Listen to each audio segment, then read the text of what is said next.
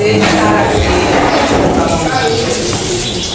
Eu conheci este ambiente pela primeira vez na Escola de Profetas em 2014 e, como eu falei ano passado, né, marcou a minha vida. E eu sempre digo para as pessoas que eu conheço, não tem como ir na Escola de Profetas e ficar sem ir mais vezes. E só temos a agradecer ao Senhor. Eu sou Eliette Matos, eu moro aqui em Macajuba. E sirvo ao Senhor desde a minha mais tenra infância. E louvo ao Senhor por isso, pelo ambiente onde eu nasci, onde eu fui criada. Eu sou casada há 34 anos e tenho 2 filhas e um netinho, né? E eu louvo a Deus por tudo. É mãe de Débora e de Elisama, muitos aqui talvez conheçam. E eu agradeço a Deus pela vida de vocês. Mas, por algum tempo, né, Dani, não se espera, eu vou falar sobre mutualidade, serviço, cooperação, amor. E me foi dada a incumbência de ler este livro, não é? Vida em Comunhão. E assim que foi publicado, na mesma hora eu já fui comprar, porque eu não tinha. Mas antes de chegar, eu já baixei o primeiro capítulo em PDF para começar a me alimentar, degustar. E assim, não sei quantas vezes eu li de outubro para cá. E vou dizer para vocês que foi muito confrontador. Sabe, assim, eu fui muito confrontada com esse livro. E com 2 capítulos de um outro livro. Celebração da Disciplina, capítulo 8 e 9, de Richard Foster, que foi submissão, e o outro foi serviço, que serviu também de base, que foram assim, tapas de coluna de perícia, né, mas com muito amor e que, para a glória do Senhor, tem me abençoado. Então, assim, viu? Comprem. Não tem como também não indicar para vocês a bacia, a cruz do túmulo vazio. A bacia, a cruz e o túmulo vazio. Acredito que alguns já têm. Não sei quantos conhecem esse, o Reino de Ponta Cabeça. Meu Deus do céu. Quando eu vi Douglas Gonçalves indicar, eu digo, eu preciso desse livro. Fui correndo achar e achei lá na Discoscope, na editora dele. Meu pai amado, tá? Esse aqui, que eu acho que é verdadeira comunhão, de arte, também maravilhoso. Quem já leu sabe de como ele é bom. Esse aqui, a cruz de Vox, tem tudo a ver com tudo que a gente vai estar conversando. E eu só não trouxe, deixa eu ver aqui, tá? Bem rapidinho. Eu só não tenho aqui, eu não trouxe 2, que eu gostaria também de falar. O Discipulado, do mesmo autor de Henry, né? E o Sermão do Monte, de Mark Lloyd Jones. Meu Deus do céu. É uma enciclopédia, quase 1000 páginas. Mas é assim, é o Sermão do Monte totalmente detalhado, que vai trazer pra gente essa cartilha, vamos dizer assim, do que é essa vida de igreja, né? De uma forma muito, mas muito minuciosa, muito detalhada. E eu gostaria de saber quem poderia recitar para mim, de có, como diz outro, de có e salteado, sem pescar, um versículo que tem a expressão uns aos outros, dizer o versículo todo, capítulo, livro, capítulo, versículo. Amai uns aos outros como eu também. E o livro, capítulo, versículo. João 13:34. Tudo ela.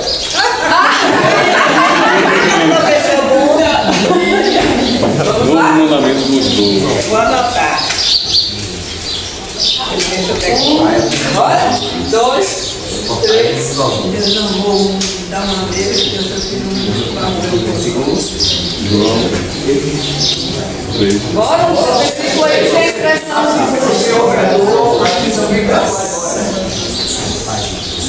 É seu, irmão. Não ouviu?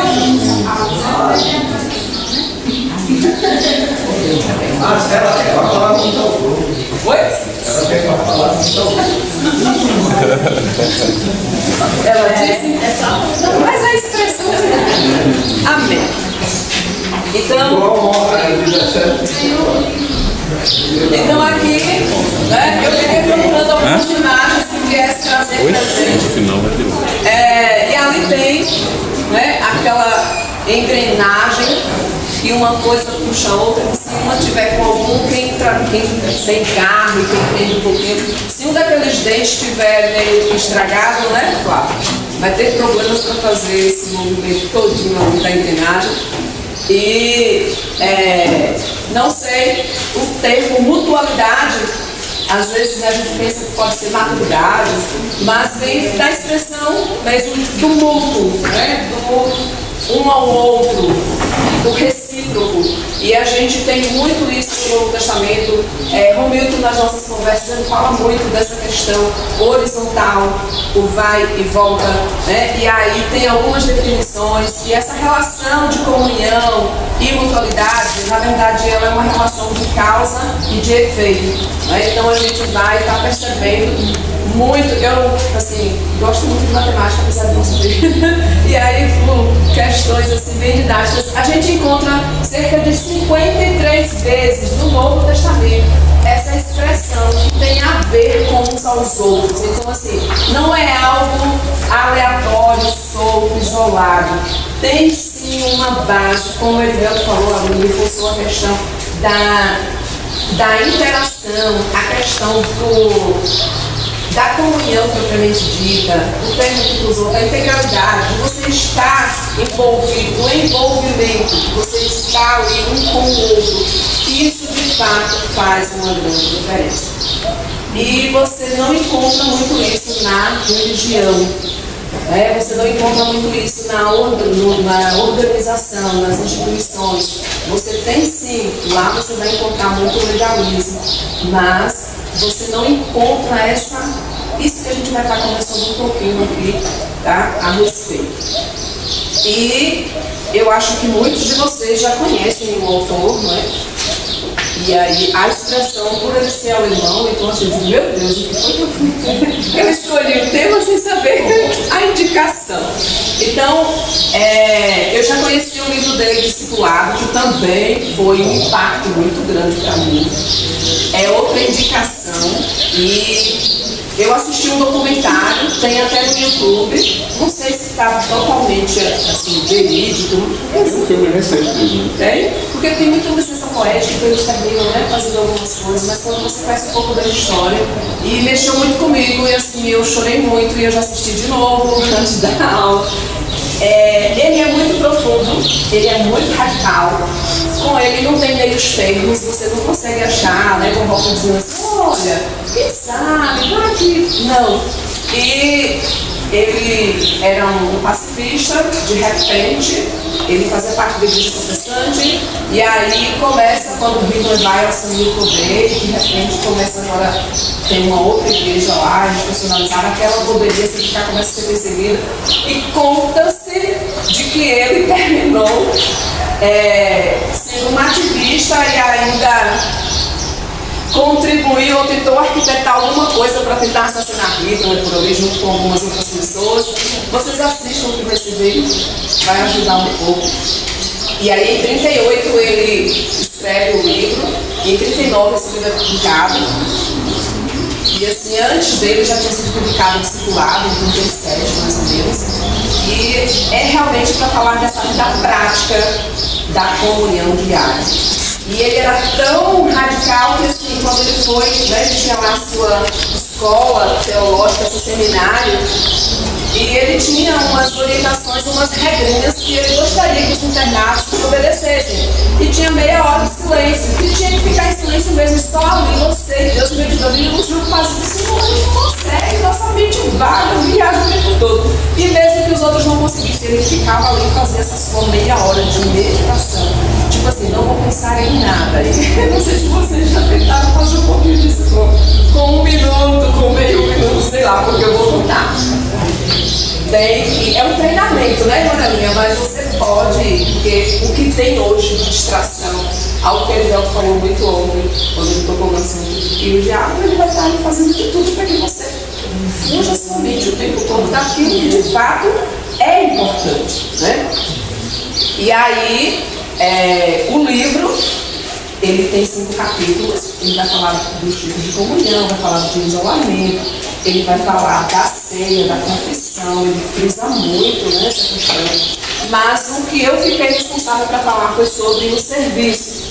E aí ele já começa dizendo que quem quer aprender a servir precisa em primeiro lugar aprender a não se achar melhor do que realmente é. E vem Paulo e diz que ninguém pense de si mesmo além do que convém. E nós estamos, né? Eu acho que isso não é uma coisa de agora, não é uma coisa atual. Porque se Paulo naquela época estava escrevendo isso, é porque com certeza a natureza caída, pecaminosa, ela já tem essa tendência de sempre você pensar que você em alguma coisa você é melhor do que o outro, né? E não pensar que você é diferente, de que você tem habilidades que talvez o outro não tenha. Mas vai ter coisas que o outro sabe que você não sabe, porque você não é tão bom assim. E aí, outra coisa que me chamou muita atenção foi ter aprendido há pouco tempo de que o Senhor não dispensa tudo num grupo só. Ele vai dando porções. E o lindo é quando acontece a unidade. E aquilo que César tem lá em Cadeiraba, com aquilo que o Morivelto tem lá em Feira, com aquilo que Pirá recebeu, que Macaju, que Barbosa, que vai chegando. Quando você pensa que não, olha o todo, os irmãos me entendam, né? E isso, assim, isso preenche meu coração de verdade. Porque você ter a audácia, né, de achar que não, está tudo aqui com a gente, com esse grupo pequeno. É muito perigoso.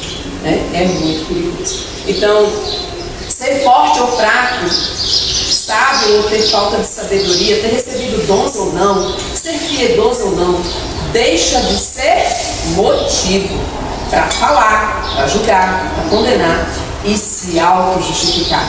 Ao contrário, torna-se um motivo de alegria e serviço. E aí é onde mora o X da questão. Você se alegrar com o que o Senhor já dispensou para o outro, né? Você glorificar o Senhor. E aí a própria Bíblia diz assim, olha, se alegra com quem se alegra, mas chora com quem chora. Então imagina, você divide essa carga, que a gente vai falar um pouquinho lá, né, das cargas. E aí ele diz assim, cada comunidade cristã precisa saber que não apenas os fracos necessitam dos fortes, mas que também os fortes não podem existir sem os fracos. A exclusão dos fracos decreta a morte da comunidade. Gente, eu coloquei muito assim, a aula do ano passado também foi uma coisa bem rápida, mas eu procuro colocar as falas do autor para eu não correr risco de querer distorcer alguma coisa na minha interpretação e aí de repente eu disse, olha, eu falei algo, será que foi aquilo que o autor quis dizer? Então, sabe, eu termino optando e a gente vai refletindo, lendo e observando, né? Então, quando eu li essa expressão, a exclusão dos fracos decreta a morte da comunidade, isso de fato me leva para lugares, me leva para ambientes, me leva para situações que eu não gostaria de lembrar, que eu não gostaria de ter experimentado, né? E ele diz assim, é uma recomendação, seria bom que cada indivíduo tivesse uma determinada tarefa a ser realizada na comunidade. Porque imagina você se olhar e pensar assim, mas eu não sei fazer nada, mas eu não sou ninguém, mas eu não tenho nem leitura, né, em ambientes mais simples, e assim, eu nem sei ler, e onde eu entro em tudo isso no reino? O que é que tem para eu fazer? Imagine como essa pessoa não se sente ou não se sente vivo. E se você tem um ambiente onde você proporciona para que ele, vai ter uma frase aqui, assim, se sinta útil no reino com aquilo que o Senhor deu para ele, porque não tem ninguém que não saiba fazer nada. E não tem ninguém que saiba fazer tudo. Deus é perfeito nos seus intentos, nos seus planos. Ele é magnífico. Sabe, o Senhor não deixa escapar nada. Sabe o que é nada? Nada. Eu posso não saber onde está tudo isso que Ele colocou, mas que está ali, está. E que Ele tem uma resposta, tem. Né? Ele vai abordar, gente, algumas questões que aqui, assim, eu considerei bem brilhantes. Ele diz assim: olha só, o autor aborda questões pouco trocadas atualmente, tipo, o cristão está disposto a considerar a vontade do próximo ser mais importante e urgente que a sua vontade pessoal. Quando ela estava falando da idolatria, a irmã Lelinha bem baixinho aqui, a gente estava falando dos nossos deuses, os meus deuses interiores, internos, ocultos, que ninguém quase sabe, só quem convive comigo, talvez meu esposo, minhas filhas, algumas pessoas do meu nível de comunhão mais íntimo. O meu ventre é um Deus. E às vezes eu idolatro isso, as minhas vontades, os meus bens, a minha família, a inteligência que alguém tem muita gente inteligente, né? E aí de repente ela vai colocar aquele como a idolatria dela. E aí ninguém questiona, ninguém fala muito no assunto. Mas lá Maria e misericórdia. Então, e aí você tem que considerar a vontade do outro mais importante e urgente do que a sua. Buscar a honra ao próximo do que buscar sua própria honra. A gente ouve muita pregação a respeito, mensagens, sermões. Que mal há se sou tratado com injustiça. Eu não sei, né, quem de vocês ou quais de vocês, mas assim, eu até que gostava mais, tá, das leis. Leis mesmo, leis. E ficava tudo querendo ali olhar e fazer tudo muito bonitinho, tudo muito certinho. Ainda que... E quando eu sabia que aquilo, tipo, como profissional, aquilo era um direito meu e que aquilo estava sendo lesado, que aquilo estava sendo tirado. Ah, João, mas não prestava nada. Porque agora eu ia atrás e agora eu conversava. E aquilo, enquanto eu não lavasse minha alma, aquilo não saía. Não importava se a pessoa com quem eu estivesse falando, olha só a imaturidade. Se era quem tinha de direito para ouvir, quem iria resolver o problema. Eu só queria dizer que eu estava sendo injustiçada, que aquilo não era justo, e que aquilo não valia a pena, e que aquilo não ia ficar assim. Era muita conversa, muito vento, pouca chuva, mas aquilo mexia muito comigo. E lendo este livro agora, vem ele falando tudo isso, e a própria escritura, né? E aí eu comecei a, tá bom, eu sinto o Senhor me chamando para sofrer o dano. Bem-aventurados são os vós quando vocês julgarem o mentir, disserem todo mal contra vós por minha causa. Senhor, esse convite é para mim? Fala sério. O justo eu. Podia ser marido. Mas eu... Aprender a suportar em silêncio e com toda a paciência.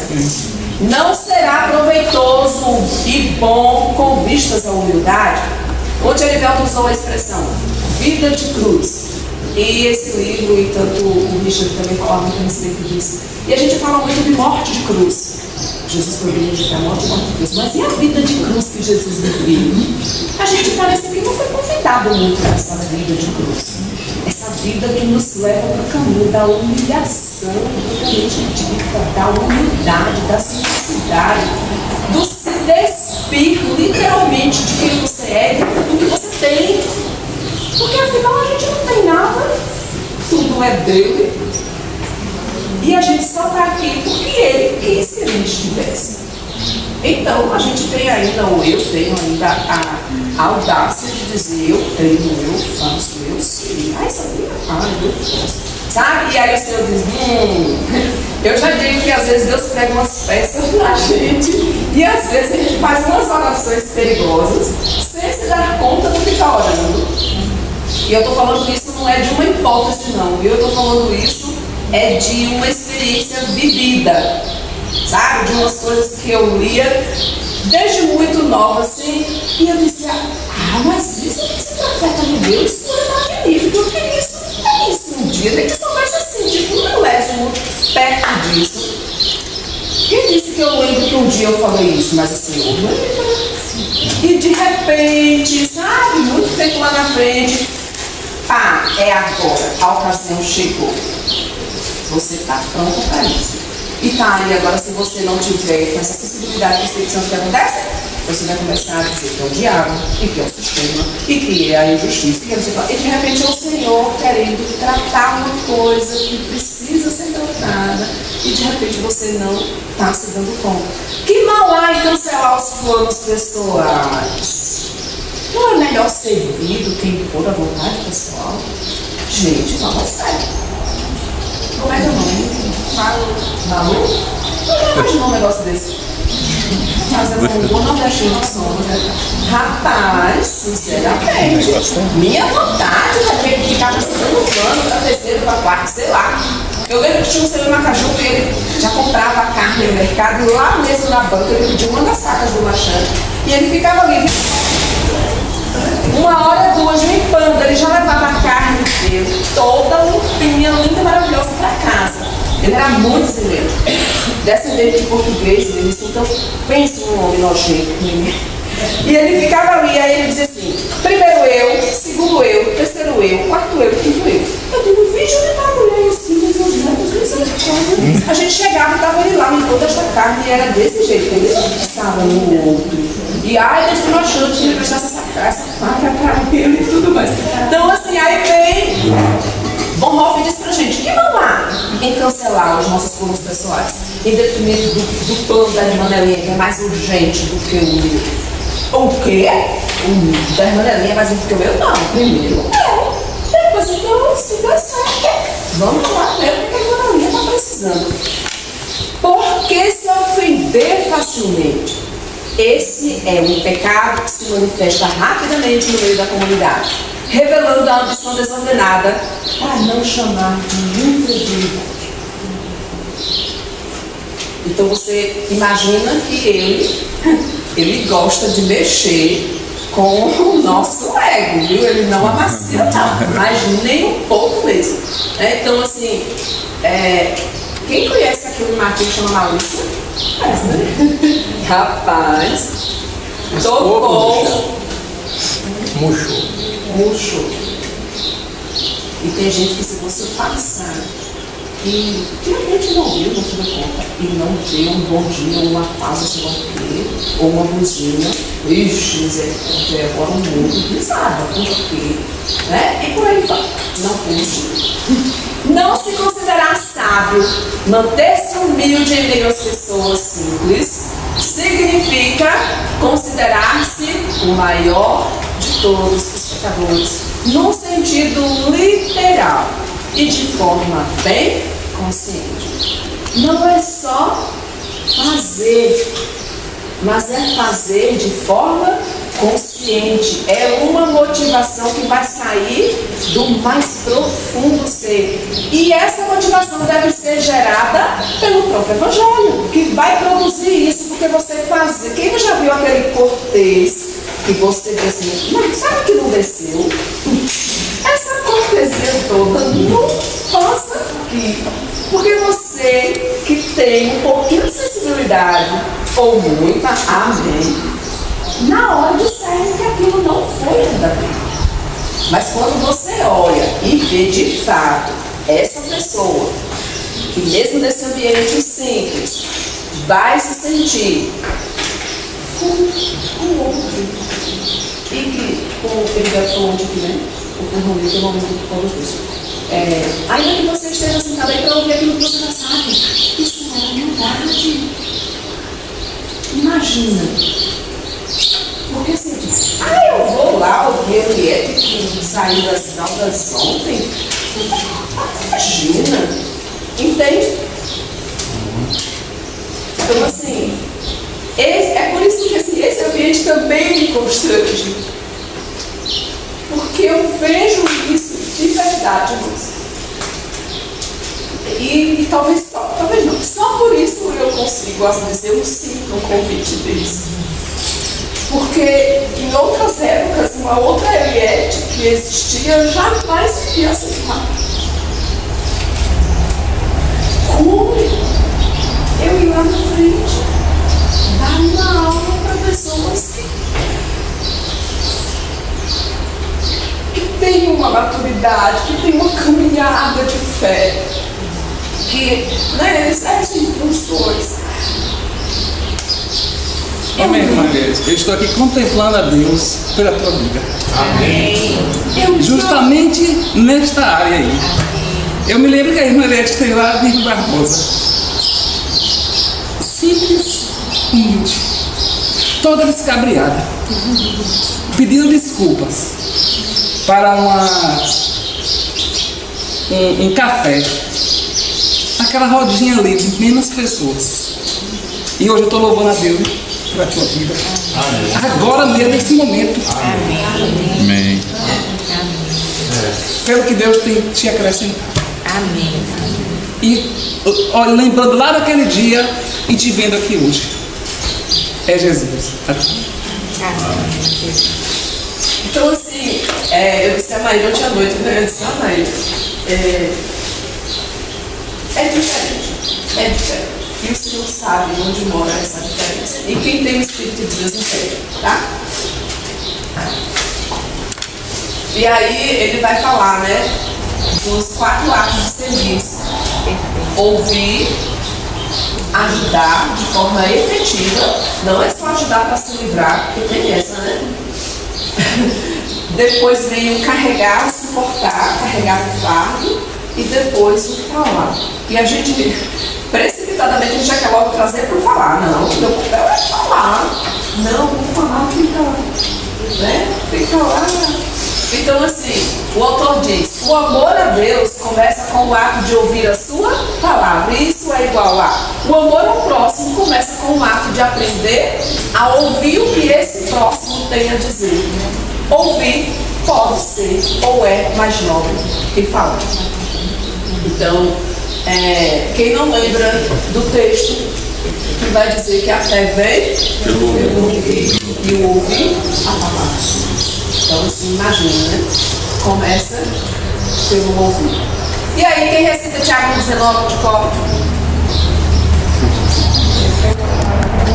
Deixa eu gravar aqui. Também seja pronto para ouvir. Sacirar. Para falar. Amém. É irmã Rita, né?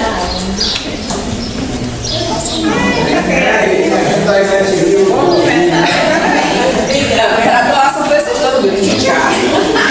Ó, porque eu já ia dizer é meu. Quando ela perguntar na prova, você vai ver. Ó, gente. Ó, que horror, a família Batista. Ele diz: devemos escutar com os ouvidos de Deus para podermos falar com a palavra de Deus. E pense num negócio difícil de fazer é ouvir. Né, meu amigo, você aí, a Jonelinha, que se Paulo, e outros que eu sei que trabalham com ouvidos. Eu estou começando a desenvolver um desejo para poder, né, tentando com a graça do Senhor e dando o primeiro passo para fechar mais minha boca e ouvir mais. Né?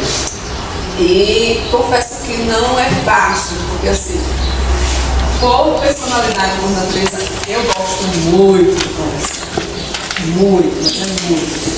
E andando com pessoas que gostam de ouvir, que já sabem ouvir, aí eu chamo para conversar.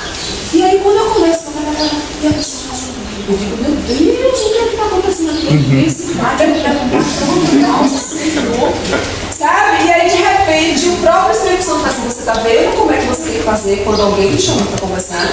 É isso que ele ou ela está fazendo com você. E eu, Senhor, me ajude na minha fraqueza, na minha verdade. Eu preciso disso. E estou exercitando aos pouquinhos, né? Quando alguém diz assim, Oriente, ou próximo, que você pode assim, conversar comigo, ou passar na sua casa, ou na ONG e tal. Aí eu já começo pensando, ele é de tocar com a boca. Falo logo também, ele é tipo, ouve, olha, fica olhando, ouvindo e olhando o tempo todo. E no final, veja, né, se pergunta, você sentiu uma oração? Ora junto. E bora ver o que vai acontecendo, se tiver uma segunda vez, por aí vai. Eu estou, né, começando a treinar, a exercitar isso. Porque eu tenho visto que tem surtido efeito com quem faz comigo. Então, está me ouvindo ali, depois olha. Às vezes nem diz nada. Eu, como assim? Não precisa dizer nada, eu já fiz tanta coisa na oração. Rapaz, quando Jesus fala, é verdade, não dá. Ele garante. O segundo ato de serviço é a efetiva disposição de ajudar. Eu coloquei, né, esses balõezinhos para a gente pensar. Será que não vou perder meu tempo ajudando o fulano?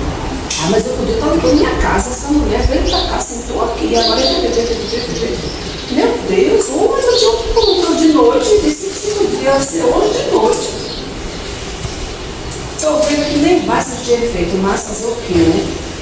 Olha, já está dizendo que não vai surtir mesmo, né? Porque seu coração já está todo desse jeito, imagina, né? Aí a outra fala do autor, viu, gente? Por que será que Deus está sempre cancelando nossos planos e projetos e colocando em nosso caminho pessoas com seus pedidos e necessidades? Isso a nível de comunidade, tá? A perguntinha de lá. Imagina aí, a comunidade está lá, início de ano, sentou, quais são suas metas, né? Seus projetos para aquele ano. E tá, é o seguinte, de repente, muda tudo e mas isso aqui era para ser feito esse mês, mas isso era uma necessidade da comunidade. De repente vem uma pessoa que o senhor está querendo resgatar, está querendo trabalhar, e agora você diz, mas quanto tempo a gente vai passar com essa criatura? E isso é o que a gente tem para fazer, a gente tem um prazo para entender, sabe? Então assim, quem é que vai estar dando um direcionamento de como fazer, de como conduzir? É o Espírito Santo. Porque assim, você estava ali, e naquele plano que você estava elaborando com a comunidade, ele também estava sendo consultado, acreditamos, né? E devemos fazer assim. E essa pessoa que está vindo de lá para cá também foi o Senhor, de repente, com o discernimento que você vai entender, que conduziu. Então, ele se responsabiliza pelos resultados, viu? Isso eu tenho aprendido na questão de submissão ao esposo. Tá bom, Senhor, eu vou fazer isso, tá? Então, ó, porque eu ficava assim, eu não vou fazer, porque eu já sei o resultado, vou fazer nada. E de repente o Senhor me chama para um caminho e diz, olha, só me obedece. Deixa os resultados comigo. Eu disse, então tá. Se o Senhor se responsabiliza pelos resultados, e Ele se responsabiliza, gente. Né, Maíra? Ele se responsabiliza. E por último tem, normalmente você, nós nos identificamos com o sacerdote, o levita ou o samaritano. Passa de largo, ou deixa o meu plano um pouquinho aqui, fica aqui, me aguarda. E vem aqui e faz isso aqui, de repente agora sim, posso voltar pra cá. Mas ó, não esqueci não, viu? Na volta, vou ver como é que está. Porque tem muito isso que você foi lá e esqueceu e deixou. De repente aquela pessoa não precisava só daquele momento. Ela precisa de uma ajuda, de uma atenção, de um apoio, de um suporte. Cada caso vai ser um caso. E muita gente vê, né? Cruzadas evangelistas que acontecem, e as pessoas ali, de fato, eu não vou dizer que ela não foi tocada pelo evangelho, impactada, mas aí naquele dia ali e tal, e depois, quem vai olhar para essa pessoa? Quem vai estar lá cuidando dela? Quem vai estar lá ajudando de fato essa pessoa? Pode ser que um esteja pensando, fulano estava bêbado, estava chapado. E quantos testemunhos a gente conhece?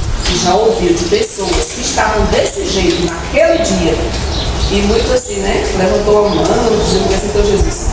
E ali o Senhor tem uma aula preciosa e quando você menos espera, está lá. Como discípulo de Jesus, né? Então, aqui a reflexão falando ainda sobre o ajudar de forma efetiva, tá? Apenas quando entendermos que as nossas mãos não são finas ou delicadas demais para realizar obras de amor e misericórdia na cooperação diária, é que podemos anunciar com alegria e credibilidade a palavra a respeito do amor e da misericórdia desse Deus. Falar é até fácil, mas colocar a mão na massa, hein, Moralinha? Ir lá na Casa da Caridade e ver pessoas, cada uma com as suas limitações físicas, psicológicas, ir lá, pegar pegar a roupa do varal, dobrar todinho, passar ferro, o outro lá na cozinha, lavar, sabe? Eu pegar aquelas fraldas, dar banho, não, só se fosse meu pai e minha mãe, ou meu marido, que nada. Testemunho não é só, é até menos, né? Com a fala, é muito mais com a vida, com a mão na massa, né, nossa? Eu vi tantas fotos e glorifiquei tanto ao Senhor. Ele nem sabia para quem, quando chegou, começou a parar aqui. Então, assim, quando você pensa que se você ficar achando, se você entender tudo isso, vai estar difícil de alguém acreditar nesse evangelho que você está pregando. O evangelho da fala, da conversa, da imposição, de dizer faça isso, não faça aquilo, isso pode, isso não pode, tarará. E cadê isso no seu dia a dia, dentro de casa, começando de casa, né? A justiça começa de casa, né? Lá do pai e da mãe, e lá dos filhos, e aí vem para os vizinhos, e aí vem para o lugar que você trabalha, aí vem para a comunidade, depois vem para a cidade, e quando você pensa que não vai para o estado, quando você pensa que não vai para a nação, quando você pensa que não vai até aos como a gente está. É isso que Jesus fez e deixou, os apóstolos fizeram e deixaram de exemplo para a gente, né? O outro ato de serviço é suportar os outros. Ali tem uma imagem, né? Levai as cargas uns dos outros e assim cumprireis a lei de Cristo.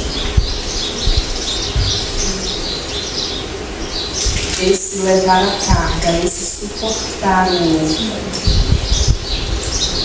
Pense que se você não tiver o domínio próprio, se você não desenvolver os frutos do Espírito, a alegria, o amor, a compaixão, né, a misericórdia, vai ficar difícil suportar. Porque assim, em nós, nessa geração, eu vou dizer, meu Deus do céu, está uma coisa fora de conta.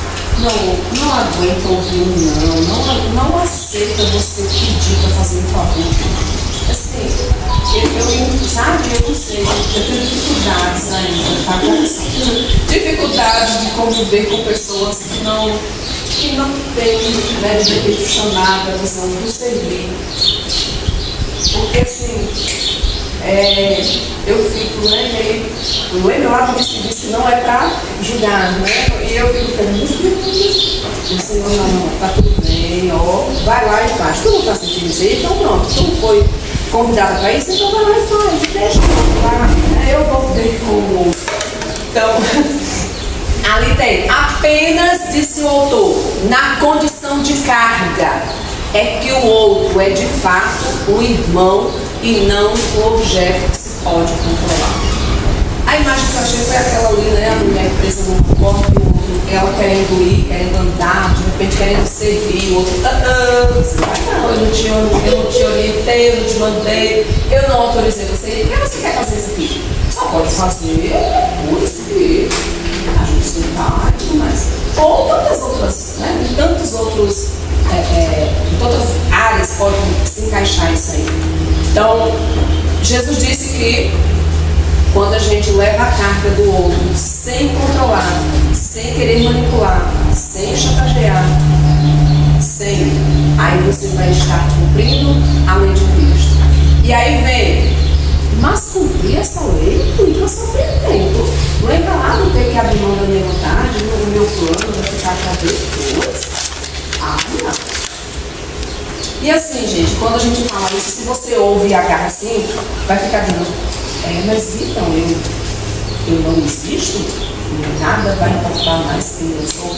Não, a gente tem o Espírito Santo para poder a gente achar equilíbrio. E o próprio Espírito Santo vai estar nos conduzindo, né? Para você também não ir para os extremos, de você também achar que, porque você está lendo, né, ou ouviu esse autor, isso é uma proposta de um autor, de um homem que tem uma vida assim, e que foi reconhecida e que trouxemos como sugestão, como indicação.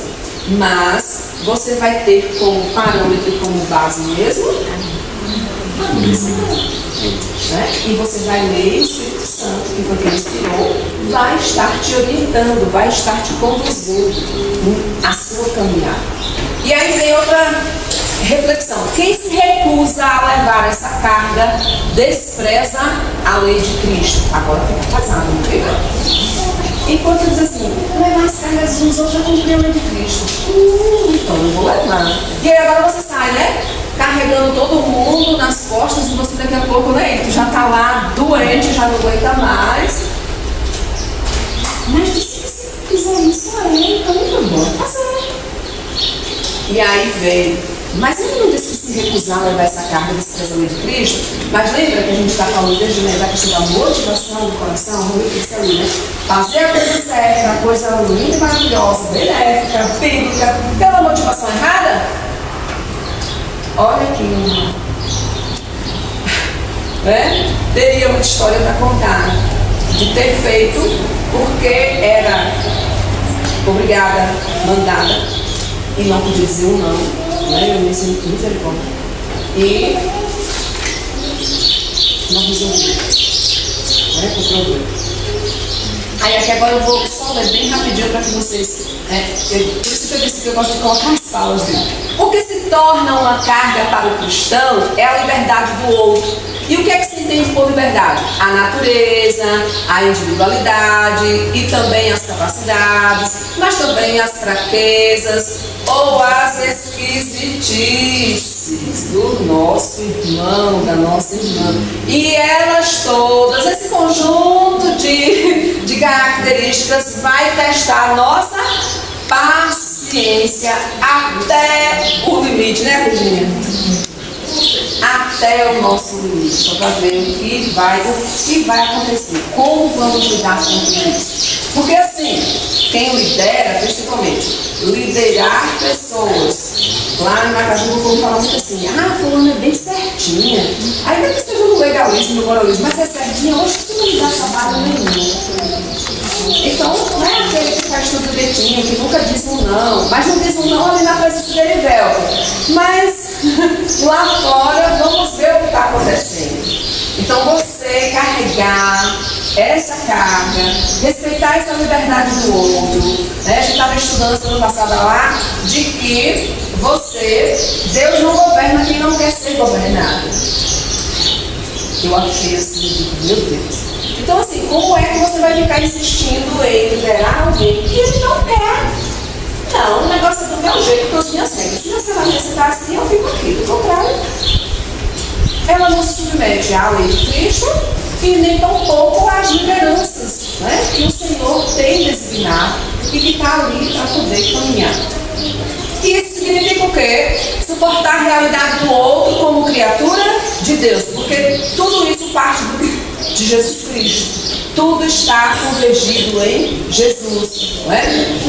Afirmar essa realidade e, ao suportá-la, acabar por alegrar-se com ela. Lembra lá do alegrar quando você alegra, de chorar quando você chora, de felicidade uns com os outros. Mas se o momento é de boa, então agora não fica com essa situaçãozinha na maneirinha, compartilha com a gente. Mas a alegria, Aline, compartilha a alegria com a gente também, né? O fraco não deve julgar o forte e o forte não deve desprezar o fraco.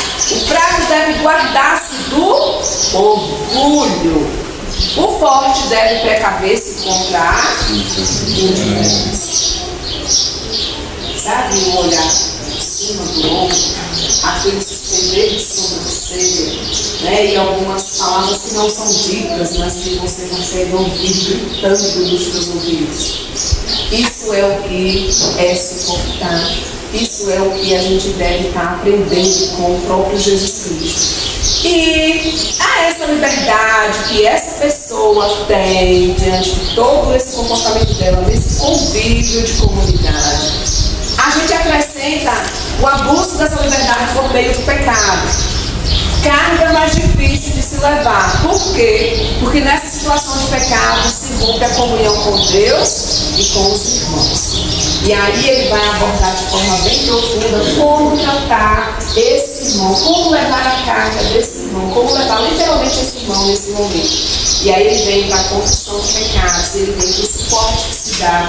É necessário aplicar a disciplina? Sim. Mas aplica a disciplina e deixa lá até agora 3 meses, sei lá, 2 meses, 6 meses de disciplina no banco. E depois embora ver o que dá. E deixa ele a seu bel prazer, entregue a esse pecado que não foi tratado, que de repente nem foi confessado, só foi visto por alguém, e nem ouviu. Essa pessoa, eu vou mostrar uma figurinha logo, vai acontecer, eu não entrarei na imagem. Então, não, é necessária a disciplina, não aplica, mas paralelo à aplicação dessa disciplina, vai vir todo o suporte, literalmente, carregar, e cuidar, e orientar, e orar junto, e acompanhar, e ver o que está precisando, sabe? E aí, quando menos espera, restaura, e a pessoa volta para a comunhão, né? Mas não você e deixa lá. Não desprezar o pecador, mas poder carregá-lo significa não dar um caso perdido. E infelizmente, tristemente, né, muito seguido acontecendo. É poder aceitá-lo e garantir a comunhão por meio do perdão. E por último vem aqui o proclamar. A gente viu o ouvir, depois a gente viu o ajudar de forma efetiva, a gente viu o carregar a carga, né, o suportar, e agora falar. Você já fez tudo isso, já ouviu, já ajudou, já suportou, e agora pode falar a palavra de Deus ao outro. Uma coisa que a Arlindo falou nos eventos, ano passado, que ficou muito simples. As tuas experiências não servem de base para a doutrinação de ninguém. Para base de ensinamento para mim é falar o Evangelho de Jesus. Porque não é a minha experiência que vai fazer dano, que vai fazer dano, reconhecer o pecado dela. Não. É o Evangelho de Jesus que vai fazer isso. Por isso, a importância de você conhecer as Escrituras. Porque você lendo, você vai saber como, de repente, ajudar aquela pessoa, respaldar aquela pessoa naquela determinada área. Você vai trazer textos para ela, sentar juntos, ler. E não só também mandar ler, né? Mas ler junto. Então, trata-se aqui daquela palavra espontânea que uma pessoa dirige à outra. Sabemos que há perigo nessas circunstâncias. E quais são esses perigos? Ouvir cuidadosamente o que está sendo dito, demonstrar disposição em ajudar na prática. Não é só, gente, pode contar comigo, viu qualquer coisa. E aí tem umas coisas que a pessoa não vai. Será que eu acredito que ele pode contar comigo? Ou foi só um praxe, uma educação, para ver se ele tem isso?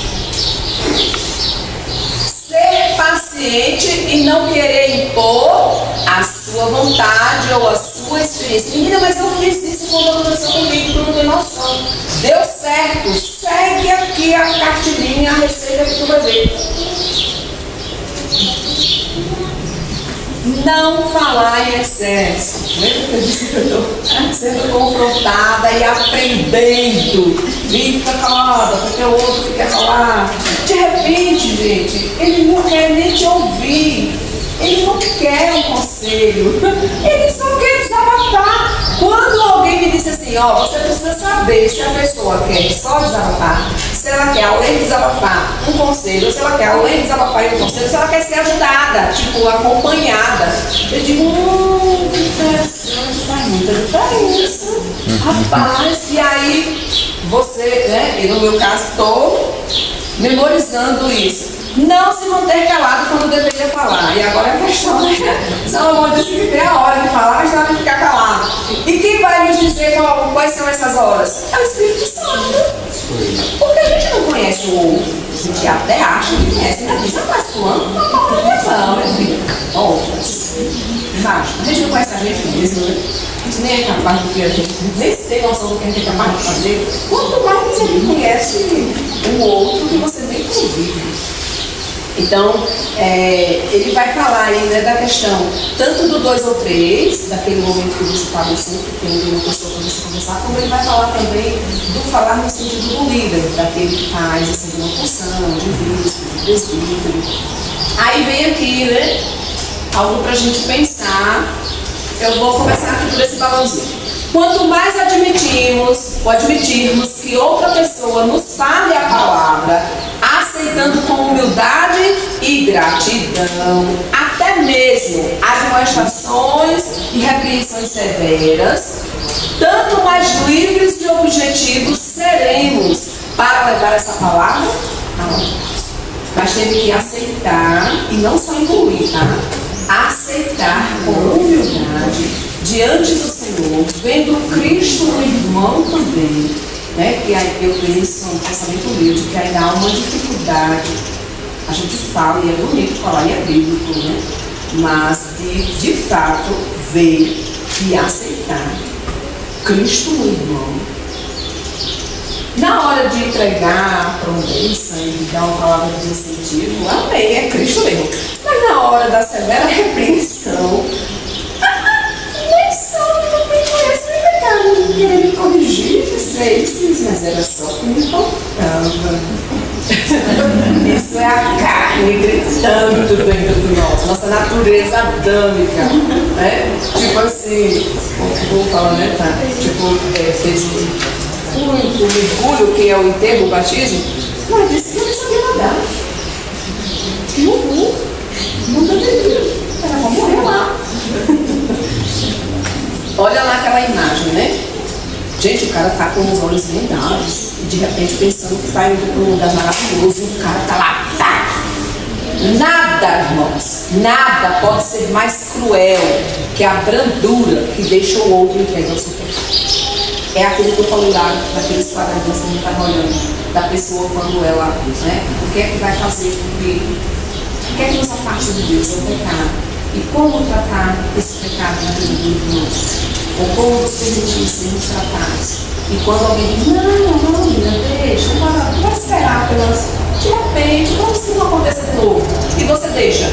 E diz que uma vez, deixa no outro. E quando você pensa que não.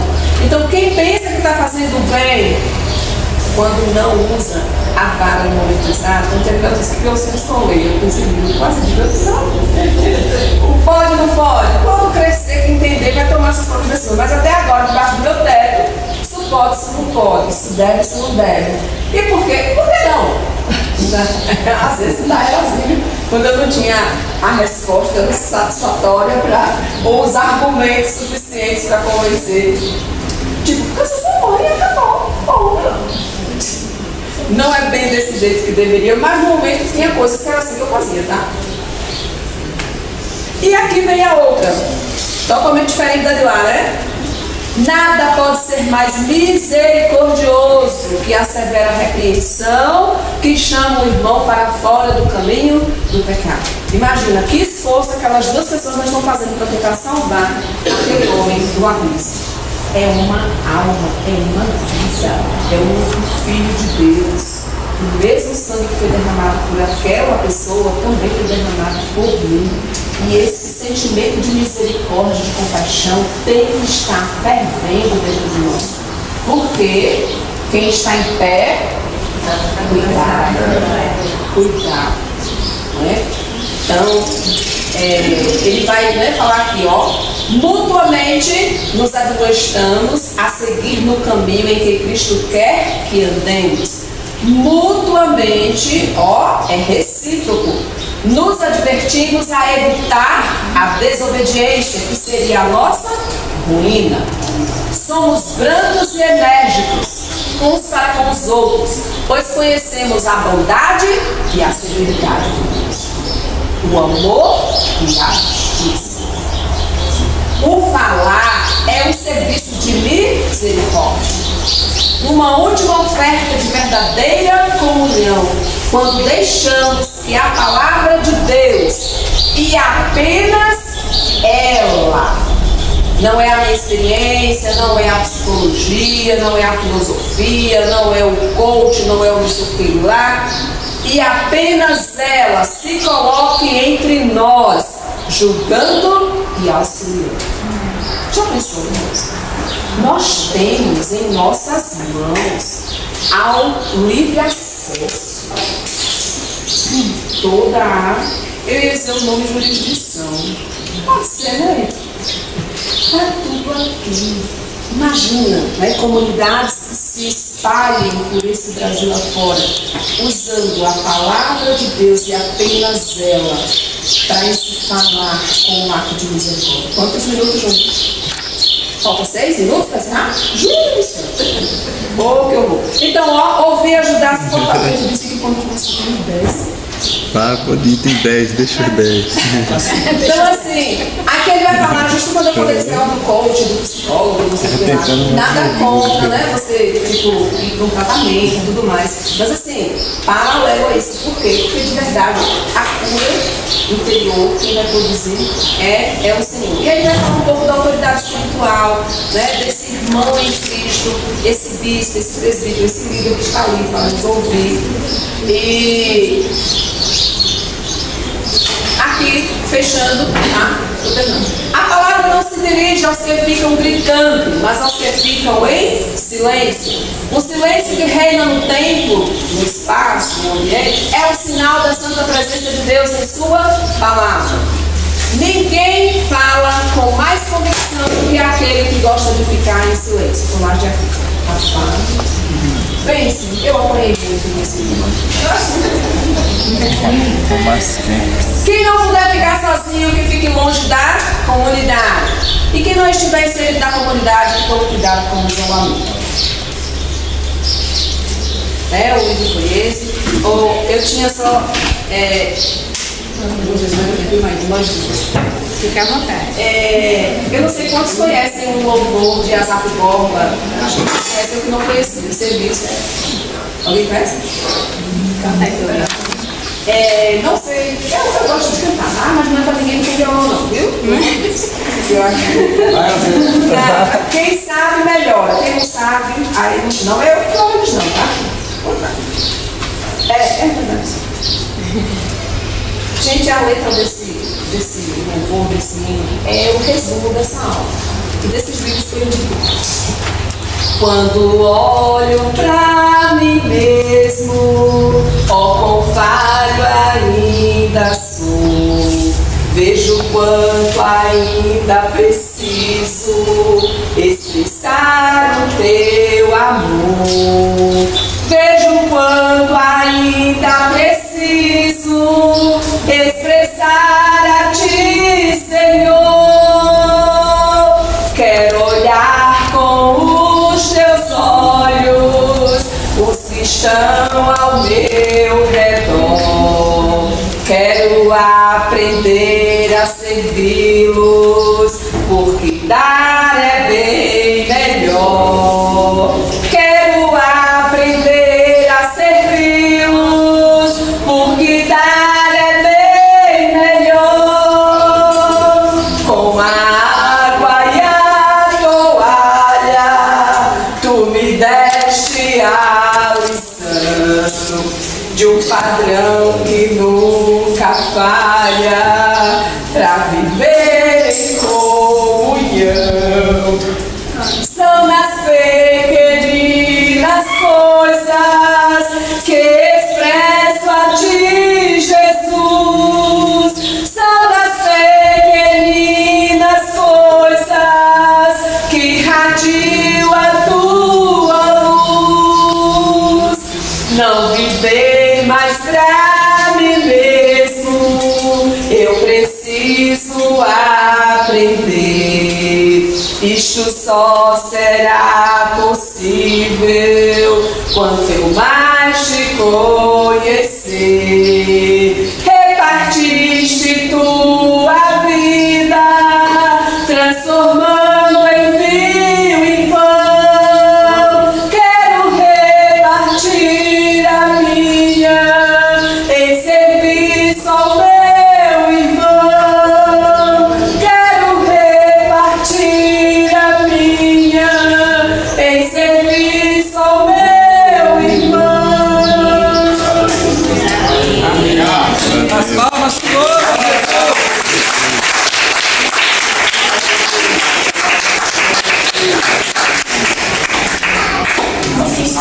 Senhor. Amém.